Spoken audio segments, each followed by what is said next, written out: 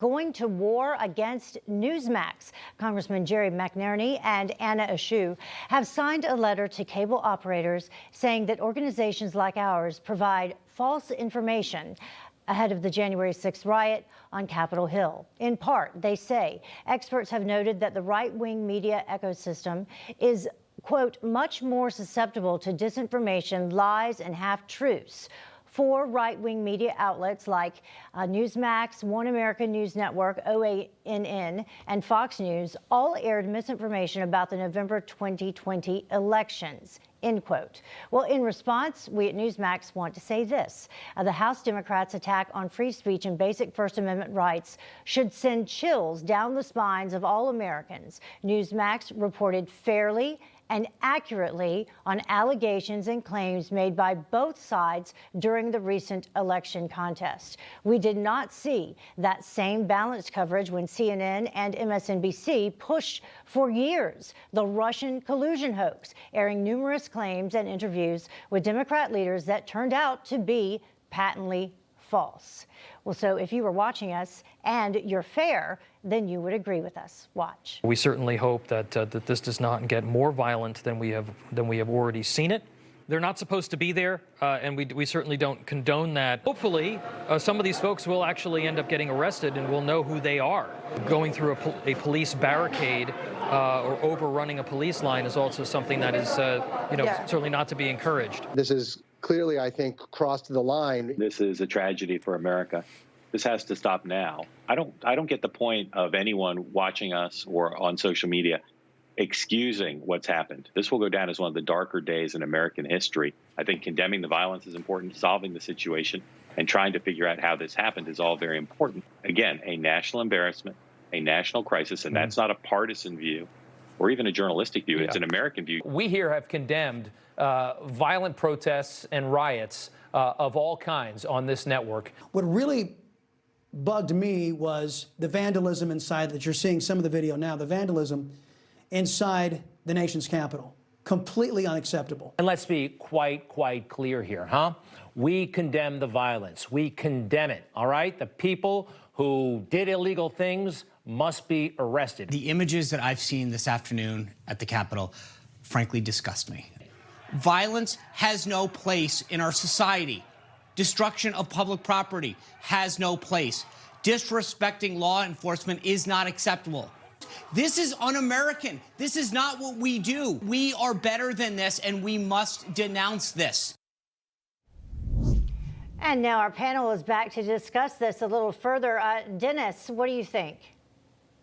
You know, you all not only broadcasted and reported it accurately, but the majority of your viewers agreed also that this was the most darkest day in recent American history.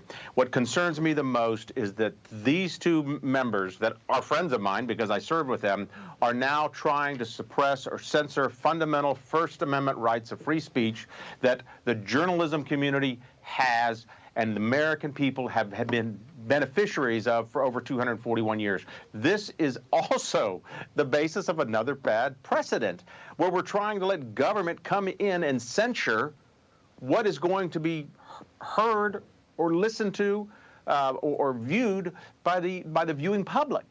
I'm very concerned about this, and I think that this will not hopefully see its course through to where we have censorship now of what we're allowed to view or listen through media institutions. Yeah, I mean, Ford, if you don't call it censorship, what else would you call it? Well, it is absolutely censorship, and I think, Heather, in the statement you read, that's exactly right. This should send chills down the spines of people, because the Democratic majority is trying to stifle political speech and independent news judgment by bullying the cable providers into basically shutting off views that they don't agree with. I mean, this is really Marxist, fascist type of behavior, and they just want to try to piggyback off of the awful events on January 6th to do it. It is downright despicable, and another tool of the socialism they're trying to push out there, so that if you don't agree with them, you are wrong. That's a sad day, because America was built on free expression. Yeah, Bob, it really is troubling when one party assumes to know what is right and correct and won't let the other party even out for discussion. Yeah, be careful what you wish for, right? Is that what they're doing this Right. time? And then in the midterms, Congress, they take it up, the Republicans take majority. 2024, a Republican takes this over, and now it's their turn to go after the networks they don't like. Kristen, this doesn't seem like a good idea. No, it's absolutely chilling. This silencing of free speech is the greatest threat to our freedoms that we face today. It wasn't enough for the Democrats to win both chambers of Congress and the White House.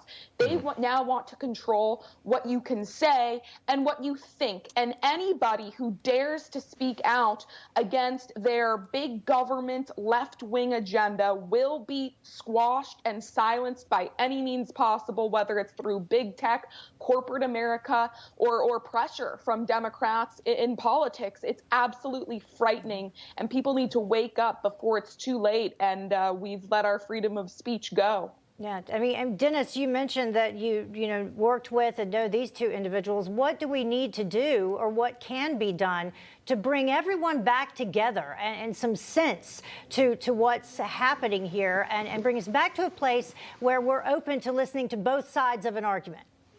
Simple. Well, first of all, we have to hold President Biden accountable for what he said in his inauguration, that he is here to unify. Yeah. And in order to unify, we have to be able to hear the diverse thought, the difference in ideas, but we have to have the decorum to do that. And that's what it's going to take. It's going to take a major step. And I think if the Republicans start looking at how the American people want to see us come together and actually act on that, the Republicans will be even farther ahead than they most likely will be in the midterms in 2022.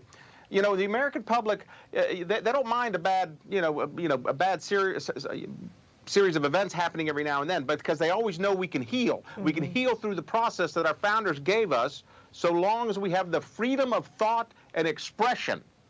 That's what's going to be considered here, is whether we're going to be able to continue that freedom of speech through thought and expression. Yeah. And Heather, you and I interview a lot of people through the whole job. I mean, obviously, we tend to have folks that are the right of center, and we let them have their say. We also have people to the left of center. But what does this make you think? You've been in broadcasting a long time. Yeah, I mean, like I just said, I hope that we can get back to a place, whether it be online, via social media, or broadcasting, where we want to hear both sides of an argument, where we trust that viewers and people are smart enough to look up the facts themselves and determine how they feel about an issue.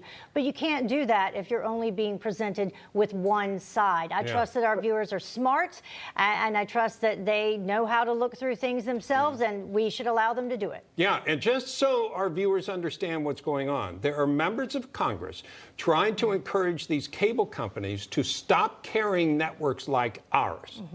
Okay? That's what's going on here. Is that really where you want to go? Yeah, I don't think so. And they're supposed to meet, I think, next week about it, and we'll see what happens for sure. But we definitely appreciate all of our viewers right here on Newsmax. And I did see another article that came out that talked about the increase in viewership that we've had, also OANN. So somebody's doing something right in terms of how they're reporting things. All right. Well, panel, stick around with us, because coming up, we're going to talk a little bit more about President Biden's ongoing battle for strong. Hi, Emma Reckenberg here. If you like this video, there's a whole lot more to see on Newsmax TV. You can watch for free right here on our YouTube live stream and be the first one here each time our experts break down real news. Just hit that subscribe button, ring the bell icon, and stay with us on America's fastest growing cable news channel, Newsmax TV.